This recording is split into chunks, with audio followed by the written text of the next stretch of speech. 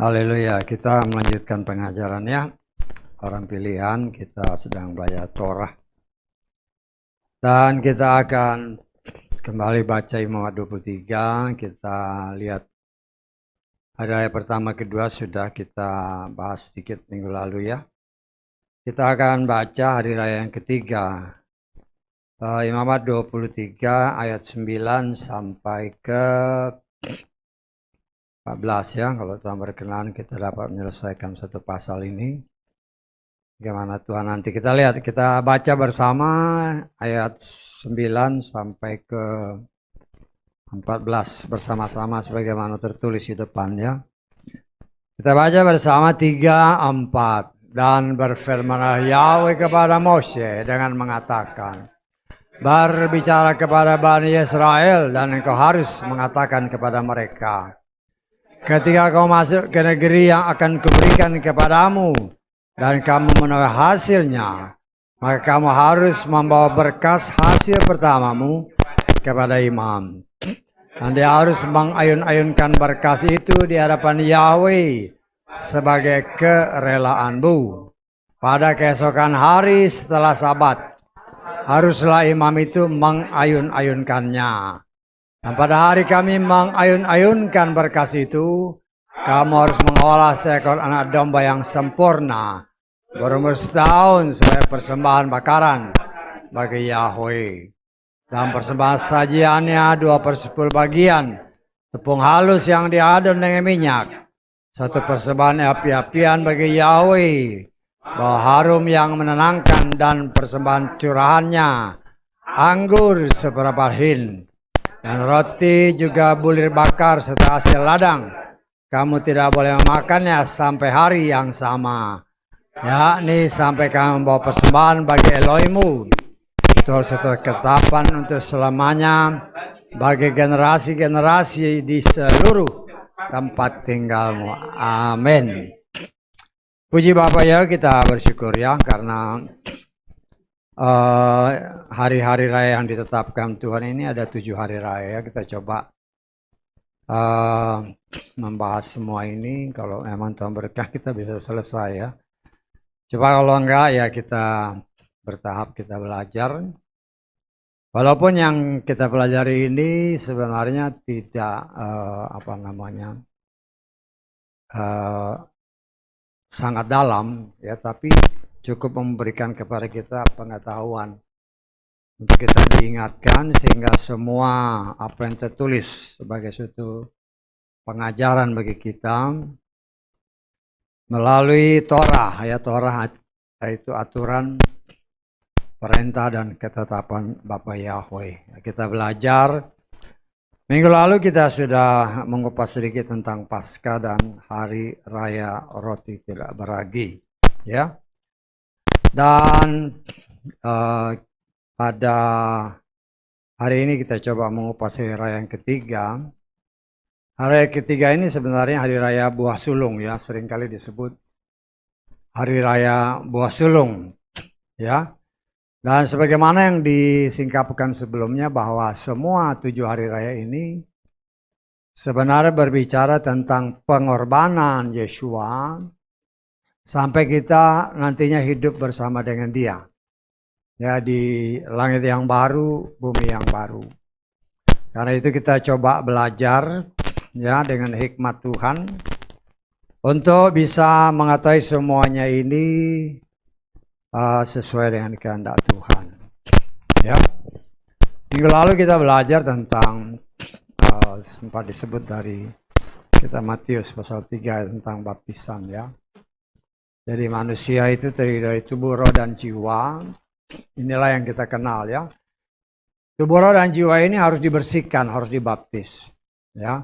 Yang dikenal dengan baptisan air, yaitu tubuh kita dibersihkan dengan air. Baptisan roh, roh kita diperbaharui dengan kita menerima roh Bapa Yahweh setelah kita di dalam alam roh dinyatakan resmi sebagai anaknya ya. Sebagai anak, karena itu kitab Galatia menyatakan karena engkau anak, maka diberikannya roh, dimeterai. Berbicara meterai, kata Efesus pasal 1 ayat 13 adalah berbicara kepemilikan. Ya. Jadi tubuh dibaptis dengan air, kemudian roh kita diperbaharui. Baptisan jiwa itu baptisan api ya. Kalau dalam Matius pasal 3 kan baptisan air dilakukan oleh pelayan Tuhan. Baptisan roh dan baptisan api itu dilakukan hanya sama Tuhan, sama Yeshua Mashiach. Ya, ketika kita mengakui Dia sebagai Tuhan kita juga memberi diri sebagai manusia ciptaan baru. Ya, maka kita berikan rohnya. Dan kita boleh aja menafsirkan ya. Boleh aja atau saya menafsirkan. Kalau seseorang itu belum menjadi anak, maka kita dapat tafsirkan tidak mungkin Roh Kudus diberikan. Saya tanggap ya. Kan Galatia pasal 4 kan, kita lihat ayat ke-6. Ya. 3 Efesus pasal 1 ayat 13, nanti kita lihat lah ya, kita belajar. Galatia 4 ayat 6. Karena kamu adalah anak, Elohim telah mengutus putranya ke dalam hatimu yang berseru Aba Bapa. Artinya kalau belum anak, gak bisa. Saya tanggap ya. Walaupun ada beberapa pengecualian. Seperti yang saya katakan, ya. Kadang-kadang ada pengecualian tertentu. Seperti ketika waktu Yeshua ya telah mencurahkan Roh Kudusnya kepada para murid-muridnya, ya. Kemudian mereka diutus. Kemudian Petrus mendapat tugas untuk melayani seorang perwira. Ya, ketika dia lagi berbicara, nanti saudara baca dalam Kisah Rasul ya. Saya cuman mengingatkan kadang-kadang ada pengecualian seperti kemarin minggu lalu itu pengecualian tentang Samuel. Samuel itu orang Lewi, tetapi dia bukan keturunan Harun, bukan keturunan imam besar. Tetapi karena imam besarnya dengan anak-anaknya dimusnahkan Tuhan karena mereka melawan firman, akhirnya Tuhan mengangkat Samuel. Ya, karena dia sendiri berbicara kan, orang yang menghormati aku ya akan diangkat. Ya, kekecualian seperti itu hanya Tuhan yang bisa lakukan. Demikian juga dengan pencurahan Roh Kudus. Pencurahan Roh Kudus itu kalau sudah dibaptis dengan benar, ya, berdasarkan urutannya, itu dia akan terima Roh Kudus. Karena setelah dibaptis, kan ada suara dalam alam roh, ini anakku. Karena ini anakku, kata Galatia, diberi Roh Kudus. Nah, tapi dalam kasus si perwira ini, dia mendapat kasih kemurahan Tuhan. Ketika Petrus berbicara dengan mereka, tiba-tiba mereka kepenuhan Roh Kudus. Saya tanggap ya. Terus ya, baru dibaptis. Jadi agak terbalik. Cuman ya itu memang itu haknya Tuhan. Cuman kalau karena kita belajar ini ya kita coba melakukannya secara urutan-urutannya. Ya. Karena berdasarkan urutan yang tadi kita baca aja. Karena engkau anak diberi Roh Kudus. Roh Kudus ini buat apa? Sebagai materai. Ya, kita lihat Efesus 1 ayat 13, ya. Materai ini adalah tanda kepemilikan, ya. Efesus 1 ayat 13, di dalam Dia pula kamu yang mendengar firman kebenaran, yaitu Injil keselamatanmu, di dalam Dia pula karena percaya kamu telah dimeteraikan dengan Roh Kudus, ya. Jadi Roh Kudus sebagai tanda kita milik Tuhan. Dalam alam roh kita nggak lihat kan? Tapi dalam alam roh setan lihat ada cap. Ini milik Bapa Yahweh. Ya. Karena itu seringkali dikatakan di tempat ini. Sebenarnya Yeshua kasih contoh kan. Setelah dia dibaptis langsung dicobai. Nah, kita harus melihat arti rohaninya buat kita. Orang yang dalam alam roh karena mereka dibaptis, ya. Di dalam alam roh ada pernyataan ini anakku. Setan tahu, setan mencobai. Kita tahu ya. Jadi semuanya itu harus kita coba belajar mengerti. Ya. Jadi baptisan air oleh pelayan Tuhan dengan cara yang benar, nama yang benar, dan orang yang benar. Baptisan roh Tuhan sendiri, baptisan api, kan banyak orang dulu ya bukan dulu, sekarang pun, oh baptisan api berarti penderitaan pendia, itu ngawur ya. Kenapa? Karena nggak ngerti firman, ada tertulis ya. Jadi kita segala sesuatu itu harus benar-benar sesuai dengan firman Tuhan. Karena jelas firman Tuhan mengatakan, firmanku bagaikan api. Kita lihat Yeremia 23 ayat 29. Bukankah firmanku seperti api, firman Yahweh, dan seperti palu yang menghancurkan bukit di atas. Jadi yang namanya baptisan api itu jiwa kita, seperti minggu lalu kan diingatkan kembali. Baptisan api atau baptisan untuk membersihkan jiwa, jiwa kita dibersihkan oleh firman. Bahasakan yang kita sudah pelajari Yakobus 1 ayat 21. Terimalah firman itu dengan lemah lembut untuk menyelamatkan jiwa. Jiwa kita ini dibersihkan oleh firman, oleh bagaikan api, ya. Kita dimurnikan terus menerus oleh firman. Nah, itulah yang dikatakan oleh Yohanes Pembaptis. Yesua itu yang akan membaptis kita dengan Roh Kudus dan dengan api. Jadi bukan ya penafsiran orang kan banyak. Oh, berarti kesukaran segala macam itu ngawur ya, itu nggak ada dasarnya. Ya, itu bukan itu yang dimaksudkan oleh Tuhan. Yang dimaksudkan oleh Tuhan adalah jiwa kita, tubuh tadi sudah dibaptis, roh juga dibaptis, dibaptis artinya dibersihkan, diperbarui. Nah, itu cuma sekali-sekali. Tetapi baptisan jiwa, ya baptisan api itu seumur hidup kita. Ya, seumur hidup. Kenapa seumur hidup? Lo pulang gereja masih bikin dosa. Saya tanggap, walaupun udah denger, wah di sini nangis-nangis di gereja kan, wah bersih. Keluar bikin dosa lagi. Karena itu saya menafsirkan baptisan api atau baptisan bagi jiwa, pikiran, perasaan, kehendak itu seumur hidup kita. Ya, karena itu dibaptis dengan api. Kita dimurnikan dengan api. Kita baca lagi dalam Markus pasal ke-9. Ayat ke-49. Teman di sini agak beda ya. Nanti saya baca terjemahan Lukas. Setiap orang akan digarami dengan api, setiap korban akan digarami dengan garam. Terjemahan Lukas. Sebab setiap orang akan dimurnikan dengan api. Berbicara api itu berbicara firman, berdasarkan Yeremia tadi. Ya. Jadi tubuh, roh, dan jiwa kita ini harus dibersihkan, diperbaharui. Itulah yang dikatakan dalam Matius 3. Baptisan air oleh pelayan Tuhan, tetapi baptisan roh dan baptisan api oleh Yesua sendiri. Ya, nah, kita coba mengikuti teladan Yesua. Ya, nah, kita sudah belajar ya semua orang yang namanya manusia. Yesua memberi contoh. Kenapa Yesua sendiri harus dibaptis? Karena dia memberi contoh bahwa apa yang dikatakan dalam kitab Mazmur, kita memang sejak dalam kandungan sudah berdosa. Karena dikandung sama ibu yang berdosa. Sebenarnya mau disingkapkan, Maria pun ya itu nggak terluput dari dosa. Karena tidak ada yang benar, seorang pun tidak, kata Roma pasal 3. Ya, kita baca ayat 10 coba. Roma pasal 3 ayat ke-10. Sebagaimana telah tertulis, tidak ada yang benar, bahkan seorang pun tidak, termasuk si Maria, ibu Yesua. Artinya Yesua sendiri benih yang kudus, karena dia dikandung oleh Roh Kudus. Tetapi Maria sendiri berdasarkan ayat ini, dia tetap manusia. Karena itu Yesua beri contoh. Ya.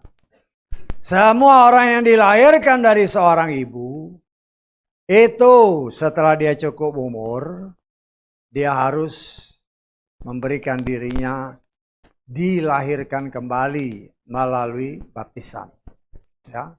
Lahir baru, lahir dari baptisan, lahir sebagai ciptaan yang baru. Ketika dilahirkan sebagai manusia yang baru, di dalam alam roh ada pernyataan, kita dimeterai.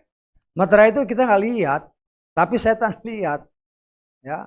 Karena dia lihat sebagaimana Yesua dicobai, dia cobai orang yang setelah dibaptis. Karena dia merasa ini punya aku dirampas sama Tuhan. Ya, tetapi karena Tuhan seperti apa yang sudah kita pelajari dalam kitab Efesus, Tuhan sudah menentukan siapa yang diselamatkan, siapa yang akan memang masuk ke dalam kebinasaan. Ya. Dan orang-orang yang ditetapkan untuk diselamatkan ini tetap dalam perlindungan Tuhan, walaupun ya sebagaimana Yesua memberi diri dicobai sama setan, ya. Nah, kita mencontohi dia. Kan di dalam kitab Matius pasal 4 dan ayat-ayat yang lain dikatakan, Yesua ketika dicobai oleh si setan, senantiasa dia menjawab, ada tertulis. Jadi itulah yang harus kita contoh di dalam menjalani hidup ini. Bukan tersirat ya, ada orang yang ada tersirat juga.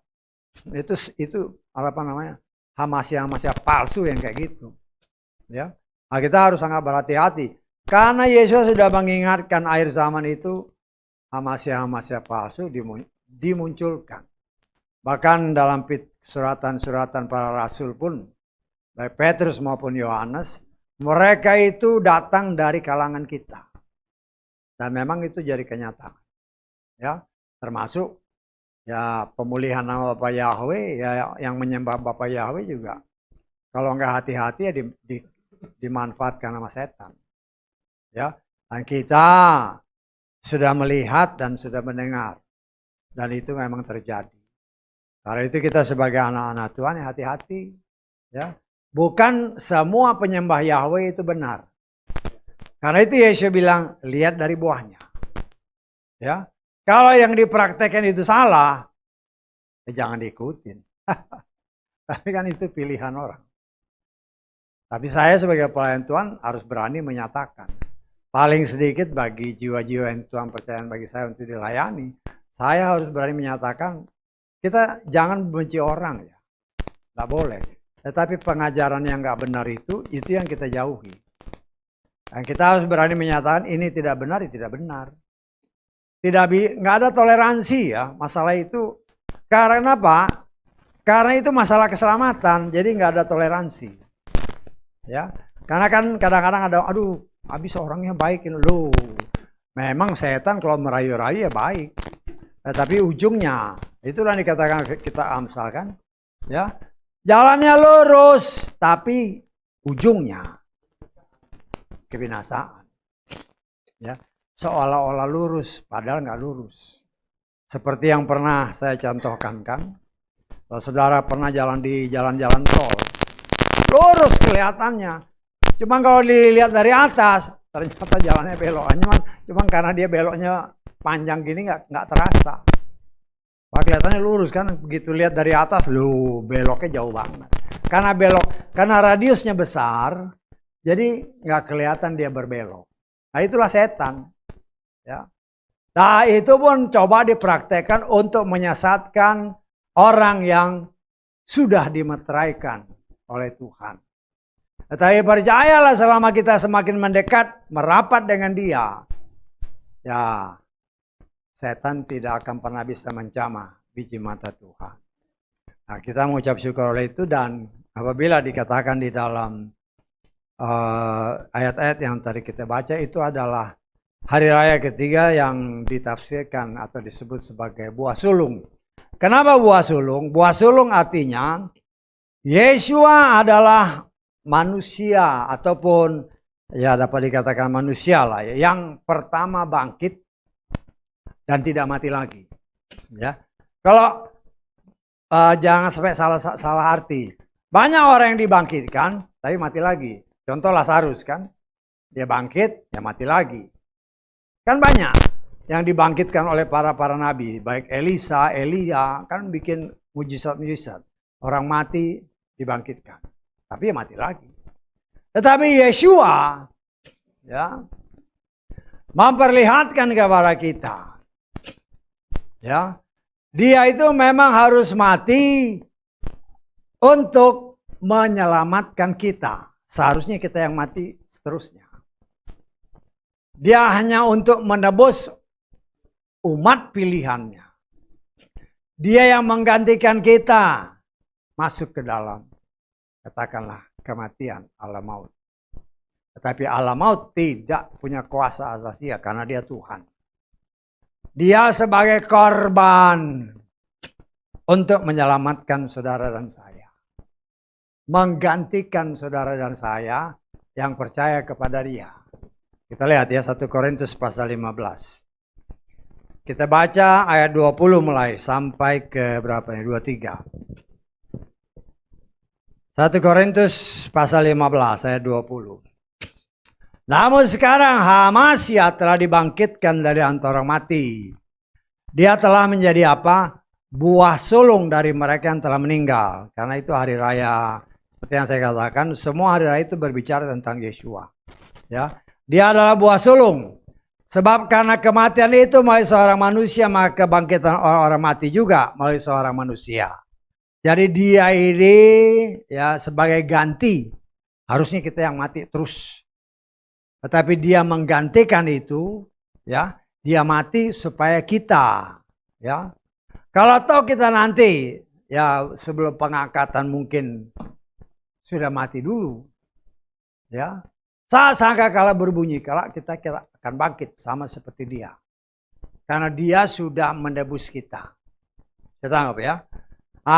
Bedanya orang-orang yang mati, yang sudah bangkit, ya. Mereka mati lagi. Tapi kalau Yeshua dia mati untuk menyelamatkan kita. Karena dosa satu orang, semua manusia mati. Tetapi karena kematian satu orang, semua orang yang percaya akan bangkit bersama dengan dia. Dan dia adalah manusia yang pertama atau buah sulung. Sebab bahkan sebagaimana semua orang itu mati dalam Adam, demikian juga semua akan dihidupkan dalam Hamasya. Namun masing-masing sesuai urutannya. Hamasya sebagai buah sulung, kemudian mereka milik Hamasya pada waktu kedatangannya. Artinya waktu sangkakala berbunyi kelak. Ya. Kalau toh kita harus tidur dulu. Orang yang mati di dalam Tuhan, dalam pandangan Tuhan dia tidak mati. Tapi tidur. Ya. Tidur. Nah, itu yang harus kita ingat. Karena apa? Kalau orang yang mati, ada sangkakala berbunyi yang namanya mati yang nggak dengar. Tapi kalau orang yang tidur, ketika sangkakala berbunyi, pasti dia bangkit. Ya, kita lihat ya. 1 Tesalonika pasal 4 ayat ke-14. Cuman terjemahan kita kadang-kadang agak beda. Sebab jika kita percaya dalam bahwa Yeshua telah mati dan telah bangkit, demikian pula Elohim akan membawa bersama-samanya mereka yang telah meninggal melalui Yeshua. Perhatikan ya ayatnya ya. Kita baca King James. Ayat 14 tadi. For if we believe that Yeshua died and rose again, even so them also which sleep. Tidur. Kalau tadi kan kita meninggal. Ya. In Yeshua will God bring with him. Ya. Orang yang mati di dalam Yeshua, ya, ketika sangkakala berbunyi, ya namanya sangkakala berbunyi dia bangun. Ya, kalau saudara nggak percaya, saudara tidur, nah mamanya atau bapaknya tidur, salah satu suruh anakmu tiup trompet di kupingnya, pasti kaget dia bangun kan. Nah, kayak begitu kira-kira. Ya, sebagai gambaran nih ketika si Lazarus mati. Yeshua nggak bilang Lazarus bangun, nggak gitu kan? Dia berteriak Lazarus bangun. Sangkakala berbunyi dia bangun. Ya, demikian juga kita. Ya, Yeshua memang sebagai buah sulung memperlihatkan kepada kita bahwa bagi Tuhan alam maut tidak punya kuasa atas dia. Walaupun sebagaimana tertulis, ya, sebagaimana tertulis bahwa, ya, Yesua itu walaupun dikatakan dia mati, ya, tetapi firman Tuhan memang mengingatkan kita bahwa Yesua ketika dia mati, dia itu juga, ya, banyak orang menyatakan dia cuma memberi pengumuman, ya. Saya lebih cenderung bahwa dia memberitakan Injil. Ya. Kenapa? Karena orang-orang yang dahulu sebelum Yesua ada, ya, mereka kan belum percaya Yesua. Ya. Karena itu coba kita lihat dalam 1 Petrus pasal ke-3.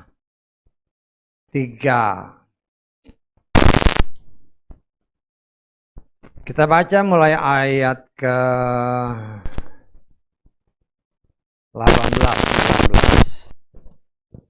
Sebab supaya dia, Yesua, ya, dapat mendekatkan kita kepada Elohim. Amasya pun telah menderita 1 kali karena dosa-dosa. Yang benar ganti yang tidak benar. Yang memang telah dibunuh secara jasmani, namun telah dihidupkan secara rohani. Secara itu pula, perhatikan, dia mengumumkan tak kalah pergi kepada roh-roh yang ada di dalam penjara, yang pernah tidak taat ketika suatu saat kepanjang sabar Elohim menanti pada zaman Nuh, dengan dipersiapkan sebuah bahtera yang ke dalamnya hanya sedikit, yaitu 8 jiwa telah diselamatkan dari air. Tadi kan dikatakan diumumkan. Kita lihat 1 Petrus pasal ke-4 ayat berapa ini? Ayat ke-6. Sebab untuk itu pula Injil telah diberitakan di antara orang mati, supaya di satu sisi mereka dapat dihakimi secara jasmani sebagai manusia, tetapi di sisi lain mereka dapat hidup secara rohani seperti Elohim. Jadi saya lebih cenderung dengan terjemahan ini, ya. Karena banyak memang, oh itu diumumkan. Pertanyaannya, logikanya ya, kalau hanya Tuhan hanya mau mengumumkan bahwa dia sudah mati, ya buat apa? Nggak ada gunanya. Ya, orang udah mati kok, ya. Tapi dia sanggup karena dia kan Tuhan, orang yang hidup dan yang mati. Nah, saya percaya ini lebih tepat. Jadi ketika dia mati selama 3 hari, 3 malam, ya, dia punya kuasa untuk memberitakan Injil.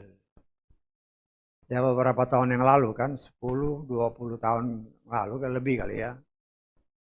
Ada pelayan Tuhan. Oh, berdasarkan ayat-ayat ini, ya, kita harus memberitakan Injil kepada orang-orang mati. Itulah penyesat-penyesat kayak begitu. Karena dia ngikut-ngikut ini. Yesua lihat, dia beritakan firman kepada orang-orang mati. Kalau dibaca baik-baik, kalau kau mau ikut Yesua, kau mati dulu. Betul nggak? Di dalam alam roh, tapi kau kan manusia. Tapi itu sempat apa namanya, ya istilah sekarang viral, ya. Wah, orang mati karena Yesua aja juga memberitakan firman kepada orang mati.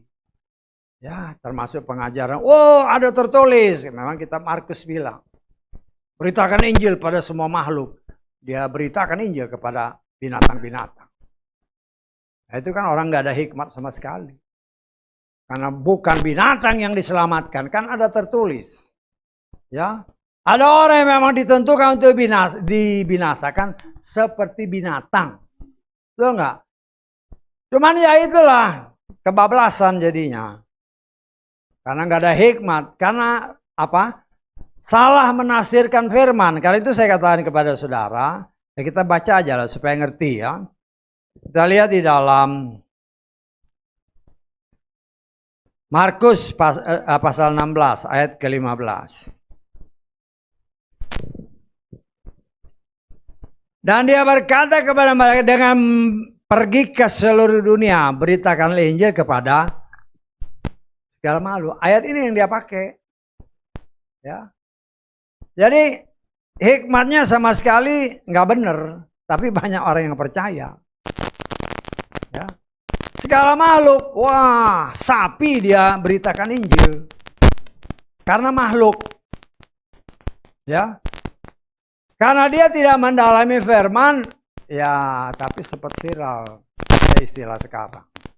Nah, kita lihat kan segala makhluk dia beritakan kepada sapi, kepada siapa, kepada orang mati, kepada binatang. Karena salah mengerti firman. Kita baca di dalam 2 Petrus pasal ke-2 ayat ke-12. Namun mereka ini bagaikan hewan liar yang tak berakal, yang dilahirkan sebagai tangkapan entupasan, yang di dalam mereka tidak menyadari bahwa ketika menghujat mereka akan dihancurkan dalam kebinasaan mereka. Kita baca terjemahan LAI coba. Ayat tadi 12. Tetapi mereka itu sama dengan hewan yang tidak berakal, sama dengan binatang yang hanya dilahirkan untuk ditangkap dan dimusnahkan. Karena bacanya yang Markus tadi itu langsung bertindak. Padahal hewan itu memang ditangkap, dimusnahkan untuk dimakan sama manusia. Saya tangkap ya. Jadi jangan sampai tersesat dengan ya pelayan-pelayan model begitu. Dan juga bermunculan walaupun dia penyembah Yahweh. Ya kalau saudara nggak hati-hati ya bahaya. Ingat ya, keselamatan itu tanggung jawab kita sendiri. Kalau mau selamat ya hati-hatilah dalam mempraktekkan firman. Ya. Karena firman ini terlalu banyak rahasianya. Karena itu si Petrus sendiri ngomong. Pernah berkali-kali di kapan itu Pak? Ya. Kalau kau baca surat dari si Rasul Paulus itu, hati-hati. Itu Petrus ya. Itu Petrus. Ini kita ulang lagi karena sudah berkali-kali ya. Karena memang banyak orang karena kurang hati-hati ya akhirnya ya bisa salah menafsirkan. Akhirnya bisa tersesat ya. Karena itu kita melihat di sini, ya, Petrus ini salah seorang rasul yang dapat dikatakan oleh firman Tuhan sebagai ya soko gurunya yang termasuk top-topnya. Karena 3 orang yang senantiasa dipercaya oleh Bapak Yahweh, memang 12 murid. Tetapi 3 orang ini yang dekat, baik itu Petrus, baik itu Yakobus, baik itu Yohanes. Tapi dari antara 3 ini yang paling dikasih si Yohanes. Ya. Nah, Petrus ini ngomong, kalau baca suratnya Paulus itu hati-hati. Itu dia tulis, kita lihat 2 Petrus pasal ke-3. Baca ayat 16 lah ya. Ini dia berbicara tentang si Paulus. Dan sebagaimana semua surat yang di dalamnya berbicara mengenai hal-hal itu, yang diantaranya ada beberapa hal yang sulit dipahami, seperti juga kitab-kitab yang lainnya. Mereka yang kurang terpelajar dan kurang kokoh memutarbalikannya ke arah kebinasaan mereka sendiri. Berdasarkan ayat ini, saya menafsirkan. Petrus itu nelayan. Paulus itu orang Farisi, orang terpelajar dalam hal Torah. Tetapi dia mengakui suratnya Paulus itu hati-hati, kalau engkau kurang terpelajar bisa tersesat. Ya, saya tangkap nggak ayat ini? Ya, saya menganggap si Paulus itu memang orang yang jenius. Ya, Paulus itu setelah dia bertobat, kira-kira seminggu langsung diutus Tuhan. Kenapa? Karena dia ahli Torah. Saya tangkap. Kan gak lama. Begitu setelah dilayani sama si Ananias yang disuruh oleh Tuhan. Tuhan bilang, Ananias kan bilang, Tuhan ini orang begini-begini. Tuhan bilang, ini pilihanku. Langsung Tuhan utus. Karena memang dia ahli Torah. Dan Tuhan setelah dia dibaptis, dia terima Roh Kudus. Langsung terbuka semua. Rahasia-rahasia firman, rahasia-rahasia Torah. Ya, langsung terbuka. Kenapa? Karena dia anak. Dia sudah dibaptis, dia terima Roh Kudus kan? Karena dia terima Roh Kudus, ini anak dibuka pikiran, akhirnya dia mengerti semua Torah. Nah, kita lihat dalam Lukas pasal ke berapa nih? 24. Ayat ke 45 ya, sebagai gambaran lah. Lalu dia, Yeshua, membuka pikiran mereka untuk apa? Memahami kitab suci. Paulus itu ahli Torah. Tapi dia nggak ngerti isinya maksudnya apa. Tetapi setelah dia dibaptis, bertobat dibaptis, langsung Tuhan buka, plak, langsung Tuhan utus. Saya tangkap, ya, tidak ada yang sulit buat dia, karena dia memang ahli Torah, ya. Cuman ya di sini kan dia kan banyak menulis surat-surat untuk orang-orang di luar Israel, termasuk saudara dan saya, ya, karena itu pengajaran-pengajarannya kan banyak.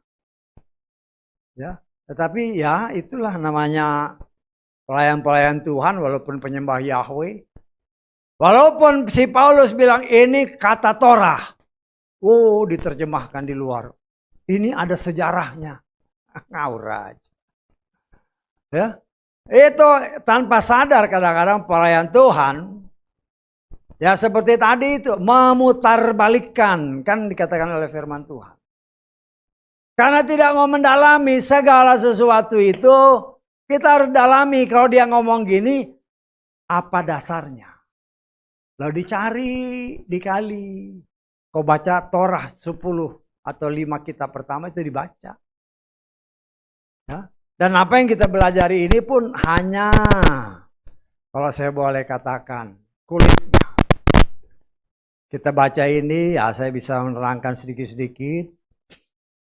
Tapi untuk mendalami saudara harus baca lebih teliti lagi. Termasuk saya baca berulang-ulang, saya baca. Pengen tahu. Karena rahasianya sangat dalam. Kalau kita tidak punya kerinduan untuk menggalinya. Ya hanya kulitnya yang kita tahu. Sayang kan. Kalau hanya kulit. Ya, padahal firman Tuhan. Semua yang tertulis. 66 kitab dalam kitab suci kita. Itu intinya ada di dalam 5 kitab pertama. Aturan, perintah, dan ketetapan Tuhan. Tetapi karena seringkali kita tidak baca dengan teliti, ya akhirnya bisa melenceng. Termasuk ya mereka yang, saya mengucap syukur ya boleh banyak penyembah-penyembah Yahweh. Tetapi yang mulai kelihatan aslinya setelah lihat lu kok kayak gini. Memberitakan asal memberitakan. Ya saya bukan asal ngomong. Karena saya dengar lu kok kayak gini sih. Ya, seperti yang kemarin-kemarin itu kan. Karena nanti ada ayat-ayatnya sini yang tentang orang miskin itu kita lengkap aja lah ya supaya ngerti. Di Imamat 23 ini ayat 23, ayat 22. Ini Torah ya. Dan dalam menuai hasil ladangmu, engkau tidak boleh memanen habis sampai pinggir ladangmu saat kamu menuai. Dan engkau tidak boleh mengumpulkan sisa-sisa panenmu karena kamu harus meninggalkannya bagi apa? Orang miskin dan pengembara. Akulah Yahweh Elohim. Jadi nggak ada ayatnya orang miskin 2,5%, nggak ada ayatnya. Tapi itu diajarin sama penyembah Yahweh. Itu kan penyesat itu namanya. Nggak ada ayatnya. Dan saya melihat ini dari kacamata rohani saya. Betapa luar biasanya Tuhan kita.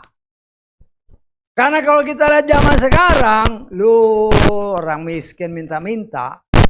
Ternyata punya kekayaan yang melimpah. Kan sering kan di berita-berita kan.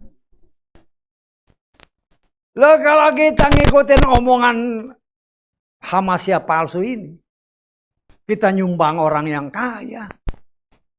Padahal Tuhan bilang orang makan itu ya harus kerja. Lah ini kan sebenarnya hasil panen biar orang miskin cari. Kan itu memang sengaja dibiarin untuk orang miskin. Karena itu kita harus sangat berhati-hati. Yesua berkorban bagi saudara dan sebagai buah sulung. Memperlihatkan kepada kita, kalau kita benar-benar taat dan setia kepada perintahnya, maka dia kasih lihat, Bapak Yahweh kasih lihat, bahwa ya sebagaimana dia bangkit dan tidak mati lagi, itu pun akan kita alami. Kalau kita percaya, kan gitu. Kita lihat ya, Roma pasal ke-6. Roma pasal ke-6 ayat ke berapa itu? Ayat ke-7 lah. Tapi nanti kalau saudara bisa baca semua dari atas. Sebab siapa yang telah mati, dia telah dibenarkan dari dosa. Namun jika kita telah mati bersama Hamasya, kita percaya bahwa kita juga akan hidup bersama dia. Karena mengetahui bahwa Hamasya sesudah dibangkitkan dari antara orang mati, dia tidak mati lagi. Maut tidak lagi berkuasa atas dia. Sebab dia yang telah mati, dia telah mati terhadap dosa. Sekali untuk selamanya. Tetapi dia yang hidup, dia hidup bagi Elohim. Demikian pula kamu, perhitungkanlah diri sendiri sebagai benar-benar mati terhadap dosa. Namun hidup bagi Elohim di dalam Hamasya. Tuhan Yesua, Hamasya Yesua Tuhan kita. Oleh karena itu jangan biarkan dosa memerintah dalam tubuhmu yang fana, sehingga taat kepadanya dalam hasrat-hasratnya. Tuhan kasih contoh, karena ketaatan. Ya. Dia taat, setia sampai mati, bahkan mati tergantung di kayu salib. Dan dia percaya karena dia taat. Sebagai manusia ya dia taat. Ya. Dia taat, karena itu dia dibangkitkan. Nah, kita ikuti contoh itu. Dia sebagai buah sulung. Dan nanti waktu sangkakala berbunyi. Sebagaimana 1 Tesalonika pasal 4 tadi dinyatakan ayat 16 dan seterusnya. Saat sangkakala berbunyi kala. Ya, kita baca aja 1 Tesalonika pasal 4 ayat ke-16. Ayat ini kalau saudara bisa ingat-ingat bagus ya. Ayat ke-16. Sebab dengan suatu seruan, dengan suara penghulu malaikat, dan dengan sangkakala Elohim, dia akan turun dari sorga. Dan orang-orang yang mati dalam Hamasya, mereka akan pertama-tama bangkit. Kemudian kita yang hidup, yang masih tinggal, akan diangkat bersama-sama dengan mereka dalam awan ke dalam pertemuan Tuhan di angkasa. Demikianlah kita akan senantiasa bersama Tuhan. Ini bukan omong kosong. Ya. Ya memang kita, ya namanya kita berharap dan kitanya percaya. Bahwa janji Tuhan itu bukan janji omong kosong. Dan di dalam setiap kehidupan kita pun kita merasakan. Kadang-kadang sesuatu yang kita minta kok tiba-tiba bisa kita dapatkan. Itu Tuhan mau kasih lihat bahwa apa yang tertulis itu bukanlah omong kosong. Tuhan sanggup melakukan apa yang bagi kita mungkin mustahil. Bagi dia tidak ada yang mustahil. Dia buah sulung, dia kasih lihat. Untuk bisa diangkat, dibangkitkan, dia harus taat. Ya. Kita sebagai anak-anak Tuhan, kita terus belajar ya untuk mengerti. Jadi hari raya ketiga ini sebenarnya berbicara tentang Yesua yang dibangkitkan.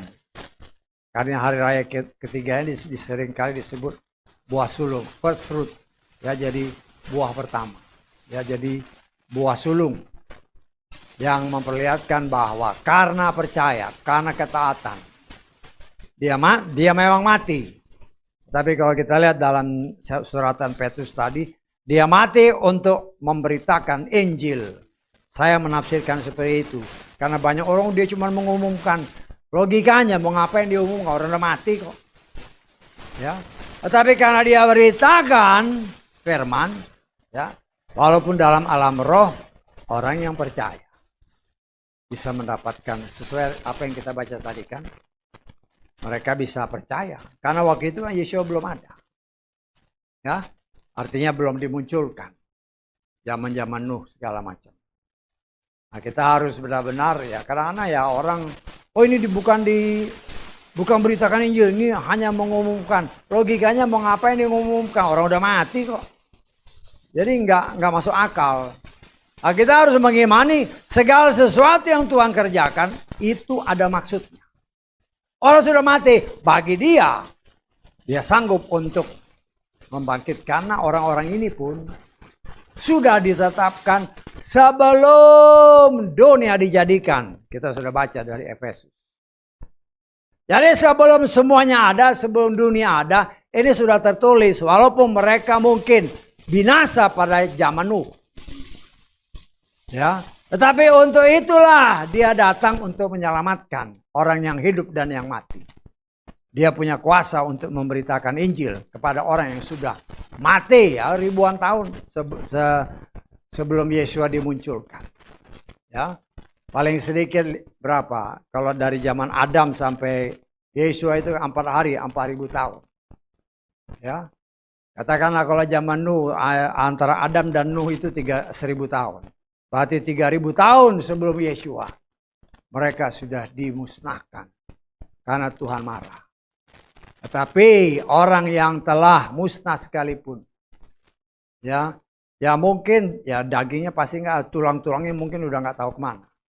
Tapi bagi Tuhan tidak ada yang mustahil, karena Dia Tuhan yang Maha Kuasa dan Dia setia kepada firman-Nya. Dia adalah sutradara agung. Dia sudah menetapkan segala sesuatu sebelum dunia diciptakan. Karena itu dia kasih lihat bahwa dia sanggup untuk memberitakan Injil bagi orang-orang yang sudah mati. Pada zaman purbakala, yang kita baca tadi kan. Nah, kita hanya percaya mengaminkan karena dia adalah Tuhan yang Maha Kuasa. Karena itu saudaraku yang dikasih oleh Bapa Yahweh, kita mengucap syukur bahwa apa yang dikerjakan Yesus sebagai contoh bahwa kebangkitan itu ada. Karena itu belajarlah setia. Firman Tuhan katakan dia setia, bahkan setia sampai mati di kayu salib ya. Kita coba baca di hari raya keempat ya. Hari raya keempat ini adalah, kita baca aja ayat ke berapa ini? Ayat ke 15 sampai 15-16 lah ya. Ini hari raya yang keempat. Dari Imamat 23 tadi. Kita baca ayat 15-16. Kamu harus menghitung bagimu dari hari setelah Sabat itu. Dari hari kedatangan membawa berkas persembahan ayunan itu. Harus genap 7 pekan. Sampai pada hari setelah Sabat yang ke-7. Kamu harus menghitung 50 hari. Dan kamu harus mempersembahkan persembahan sajian yang baru kepada Yahweh. Ya, kita lihat di sini. Hubungan dengan yang tadi. Karena ini hubungannya dengan kebangkitan Yeshua. Ya, kebangkitan Yeshua berdasarkan ayat-ayat yang tadi kita baca, dia harus dilakukan sehari setelah Sabat. Ya, dan memang Yeshua dibangkitkan sehari setelah Sabat. Kita baca di dalam Matius 28 ayat 1. Dan setelah lewat hari Sabat, saat fajar menyingsing pada hari pertama pekan itu, Maria Magdalena, Maria yang lain untuk menengok kubur itu. Ini Maria Magdalena yang ada setan yang menguasai dia, diusir. Maria yang satu ini adalah Maria ibu Yeshua. Ya. Setelah hari Sabat dia bangkit. 3 hari 3 malam ya. Banyak orang di luar sana kalau saudara baca di media sosial, 3 hari 3 malam itu 3 kali 24 jam itu salah. Bisa dianggap 3 hari 3 malam itu bukan berarti 24 jam, 3 kali 24 jam. Ya kalau saya lihat, loh kok ini ngawur ngitungnya. Kenapa saya bilang berani pasti itu bukan 3 kali 24 jam? Karena dia matinya sore. Bangkitnya kan di sini pagi-pagi sekali. Kalau dia 3 kali 24 jam, dia bangkitnya harus sore juga. Bisa tanggap? Logika ya, logika. Ya, saya sudah pernah memberikan kepada saudara selebaran ya. Banyak Wah, bukan hari Kamis. Kalau memang harus hari Kamis. Kalau dia hari Rebo, kelebihan. Karena kita harus hitung, kan sebagaimana Yesus katakan, sebagaimana Yunus dalam perut ikan, 3 hari 3 malam. Banyak orang memang seringkali salah menafsirkan.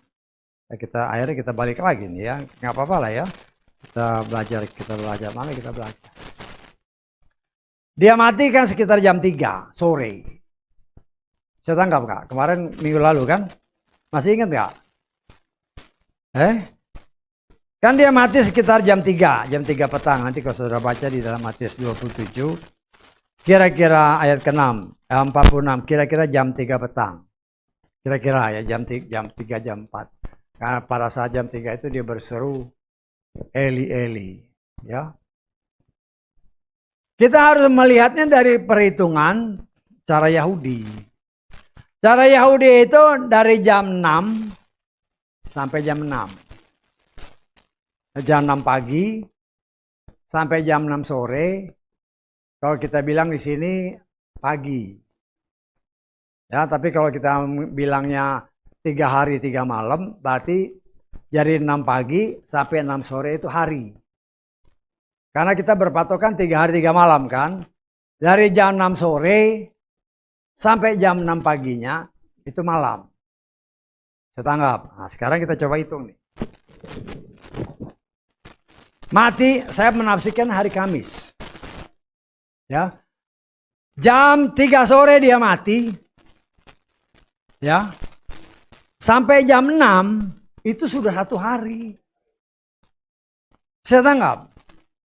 Itu sudah 1 hari. Jam 3 sore sampai jam 6 itu sudah 1 hari. Hari Kamis. Ya. Kemudian jam 6 sore sampai pagi itu 1 malam. Ya, dari Kamis sore jam 6 sampai Jumat pagi itu 1 malam. Terus dari Jumat pagi sampai Jumat sore itu udah 2 hari. Jumat sore sampai Sabtu sore 2 malam. Sabtu sore kan. Sabtu sore sampai pagi 3 hari. Tapi saling itu enggak? Kamis sore jam 3 sampai jam 6 itu 1 hari. Jam 6 sore sampai pagi itu 1 malam. Itu Jumat kan? Jumat pagi. Terus Jumat pagi sampai Jumat sore itu 2 malam, 2 hari. Jumat sore sampai Sabtu pagi itu 3 hari. Jumat 2 malam. Terus Sabtu pagi sampai Sabtu sore itu 3 hari. Tapi kemudian Sabtu sore seterusnya itu 3 malam. Dia itu setelah hari Sabat, setelah Sabtu sore bangkit kan. Bisa tanggap. Saya sudah pernah kasih selebaran, karena cuma kalau dilihat dari gambar itu kelihatan. Ya, karena saya ngitung kalau Sabtu sore ini, kalau pagi saya kasih nomor 1, 2, 3, kalau malam saya bikin ABC jadi kelihatan. Di sini kita melihat, kita harus benar-benar teliti. Ada bilang enggak, itu hari Rabu. Kalau hari Rabu lewat, bukan 3 hari 3 malam. Apalagi 3 kali 24 itu ngawur lagi. Tapi itulah bagian-bagian yang Tuhan mau katakan kepada saudara dan saya, supaya kita coba teliti. Firman Tuhan itu tidak mungkin salah. Tetapi cara kita menafsirkan itu bisa salah. Saya juga waktu cari-cari ini gimana sih yang tepat. Kalau kita tidak memakai tanggalan Ibrani memang nggak bisa. Ibrani itu pagi jam 6 sampai jam 6. Ya, itu hari. Pagi kan. 6 sore sampai 6 pagi itu malam. Ada itu situ yang harus kita sangat berhati-hati. Tapi dari gambar yang saya bikin itu dan yang saya bikin, ada yang hari kita, ada yang Ibrani, jadi kelihatan. Nah, situ saya merasa yakin bahwa memang itu benar. Ya. Nah, di sini kita melihat dia sebagai anak sulung. Kemudian setelah 7 pekan dari hari Sabat yang tadi kita baca nih. 7 kali 7, 49. Tetapi hari ke-50, ya, ini bayangan menggenapkan ketika hari ke-50, ya, Yesua setelah dia bangkit, 40 hari dia beritakan firman, dia mengajar muridnya. 10 hari kemudian, ya, setelah 40 hari kan dia diangkat. Ini yang seringkali jadi sebab orang merayakan orang udah mati ada 40 hari. Yang ikut-ikut ini. Seringkali kan saudara sekalian dengar, oh ini hari ke-40. Yang ikut-ikut itu. Ya. Padahal nggak ada perintahnya. Dia Tuhan. Dia lain. Dia berikan 40 hari ngajar murid-murid. Ya. Tunggu sampai kau dapat Roh Kudus. Hari dia harus menepati apa yang tertulis. Hari ke-50 Roh Kudus dicurahkan. Jadi hari raya ke-4 ini adalah pencurahan Roh Kudus. Yang juga sebagian orang percaya bahwa ini juga gambaran tentang diturunkannya Torah kepada manusia melalui Moshe. Ya, saya tangkap ya. Nah, kita belajar ini. Ya, karena mengingat waktu tadi kita telat sih. Ya, saya lihat udah 1 jam ya. Karena saya harus membatasi jangan sampai banyak cerita. Kalau kita mau habis ini bisa sampai malam ini. Ya, cuma ya kita gambaran ya kalau mungkin minggu depan kita bisa ulangi sedikit. Yang gak jadi masalah, namanya kan kita belajar. Ya, supaya kita lebih mengerti. Hanya saya mengatakan semua hari raya ini berbicara tentang Yesua. Paskah tentang kematian Yesua. Kemudian perjalanan hari raya roti tak beragi. Yesua bilang akulah roti kehidupan. Kita harus makan itu. Dagingku dan roti dan darahku adalah makanan dan minuman. Kemudian hari raya ketiga berbicara tentang Yesua yang sudah mati dan dibangkitkan. Kita sudah hitung 3 hari. Jangan salah ya, 3 hari 3 malam itu bukan 3 kali 24 jam. Ya. Kalau 3 hari 24 jam itu salah. Pasti salah. Karena dia matinya sore, dia bangkitnya pagi kan, fajar menyingsing. Maria kan datang, ada malaikat turun, gempa, terbuka pintunya, itu pagi. Itu nggak mungkin 24 jam. Tapi ya kita mau ucap syukur, ya kita belajar. Ya, pencurahan Roh Kudus diberikan bagi semua orang yang percaya. Ya, ingat ya, tanpa Roh Kudus tidak mungkin kita mengerti firman. Karena dia guru. Tanpa Roh Kudus tidak mungkin kita melakukan. Kalau nggak bisa lakukan, ya gimana mau dibersihin, ya nggak bisa. Karena itu ya kita belajar semakin banyak. Sehingga kita semakin mengerti dan disempurnakan. Haleluya. Amin. Mari kita bangkit berdiri.